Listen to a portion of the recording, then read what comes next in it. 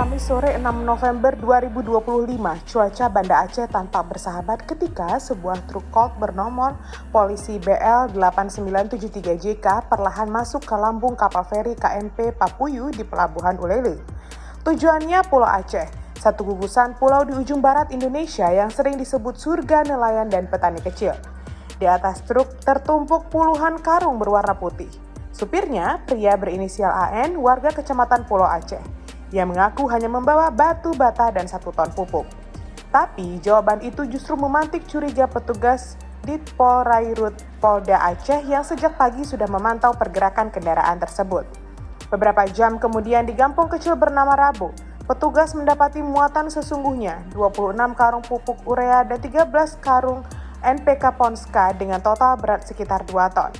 Seluruhnya adalah pupuk bersubsidi milik pemerintah yang seharusnya disalurkan ke petani di wilayah lain dan tidak ada batu-batu seperti pengakuan AN. Akibatnya, AN tak berkutik. Truk pupuk dan dokumen pengiriman diamankan sebagai barang bukti. Namun, pengungkapan ini membuka sedikit dari lubang besar yang selama ini tersembunyi dari bisnis gelap pupuk subsidi di Aceh. Program pupuk bersubsidi diluncurkan dengan tujuan mulia, yaitu meringankan beban petani kecil, meningkatkan hasil pertanian, dan menjaga ketahanan pangan nasional. Itu sebabnya pemerintah menanggung sebagian besar harga pupuk agar petani hanya membayar sebagian kecil. Namun di lapangan, niat baik itu justru membuka peluang bagi kejahatan ekonomi. Rantai distribusi pupuk bersubsidi di Indonesia sangat panjang. Lihatlah, mulai dari pabrik produsen, distributor provinsi, distributor kabupaten, hingga kios resmi di desa. Dalam perjalanan panjang itulah sering muncul tangan-tangan lain yang bermain. Di Aceh misalnya, alokasi pupuk bersubsidi tahun 2025 mencapai lebih dari 200.000 ton. Tapi tidak semua karung pupuk itu sampai ke tangan petani yang berhak. Data Kementerian Pertanian Republik Indonesia menunjukkan adanya selisih signifikan antara alokasi dan realisasi penyaluran di beberapa kabupaten. Begitu pupuk terlambat datang, ada yang mulai bermain, kata seorang petani Dinas Pertanian dan Perkebunan yang enggan disebutkan namanya. Sebagian dikirim ke wilayah lain, sebagian dijual dengan harga komersial. Salah satunya pengecer melalui kios-kios kecil di Kabupaten Aceh Tenggara, ucap sumber tersebut. Nah, khusus yang terciduk di Pulau Aceh, polisi menemukan pupuk yang dibawa AN berasal dari Samahani, Kecamatan Kuta Malaka, Aceh Besar. Wilayah itu memang dikenal sebagai titik distribusi utama pupuk subsidi. Sebab dari sanalah, sebagian pupuk seharusnya disalurkan ke kelompok tani sesuai daftar ERDKK atau Rencana Definitif Kebutuhan Kelompok. Namun dalam praktiknya, sejumlah oknum menyelewengkan jalur distribusi tadi. Selisih harga ini menggiurkan memang. Jika harga resmi bernominal Rp120.000 per karung, di pasar bebas pupuk bersubsidi bisa dijual hingga Rp200.000. Kalau dalam satu pengiriman 2 ton saja, pelaku bisa meraup keuntungan jutaan rupiah tanpa membayar pajak dan izin. Secara geografis, Aceh adalah wilayah yang rumit untuk pengawasan distribusi barang bersubsidi. Itu tak lepas karena banyaknya pelabuhan kecil, ratusan desa pesisir, dan pulau-pulau yang terpencar membuat jalur laut menjadi celah potensial bagi perdagangan ilegal. Kasus AN membuktikan semua itu. Dia membawa pupuk bersubsidi melintasi laut, menyeberang menuju Pulau Aceh dan menyimpannya di toko sewaan yang diduga dijadikan tempat penjualan. Modus operandinya serupa, menurut aparat, juga terjadi di beberapa wilayah pesisir lainnya yaitu Aceh Jaya dan Aceh Utara.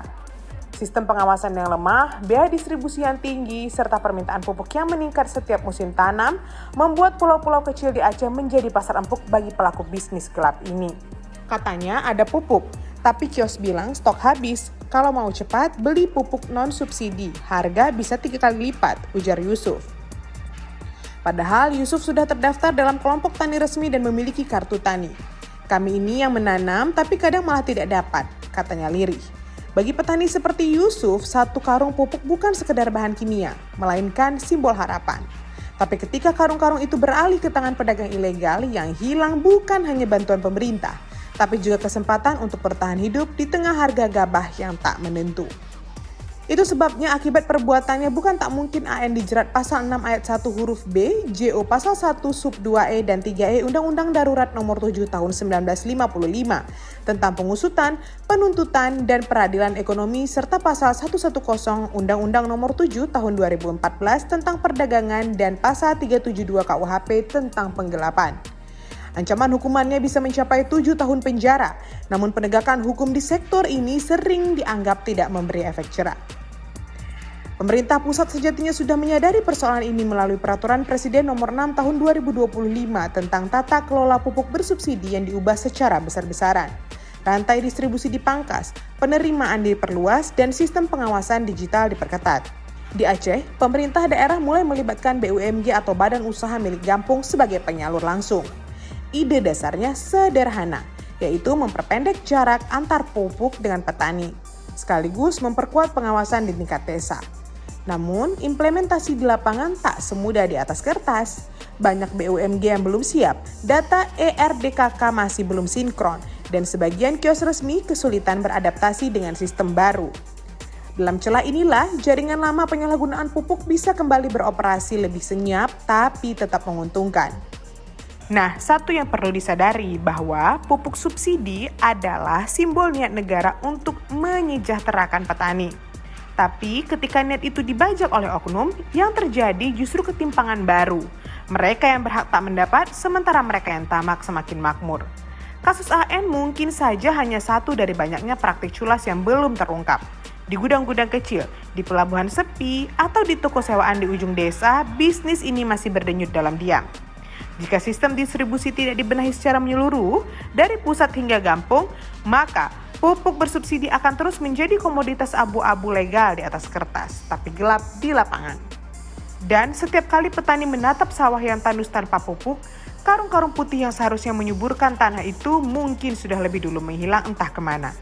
Kini, nasib pupuk bersubsidi di Aceh berada di persimpangan antara menjadi instrumen kesejahteraan atau ladang keuntungan bagi segelintir orang. Pemerintah boleh menambah regulasi, menurunkan tim pengawas, bahkan menerapkan sistem digital. Tapi selama integritas manusia di lapangan belum terjamin, maka karung-karung putih itu akan terus menjadi simbol ironi. Bantuan yang diselewengkan dari tanah yang lapar. Entahlah.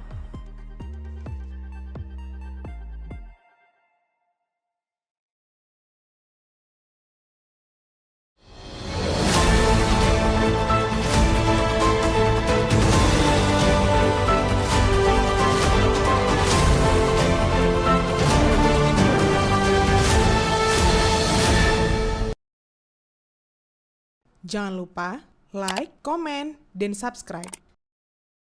Serta aktifkan lonceng notifikasi.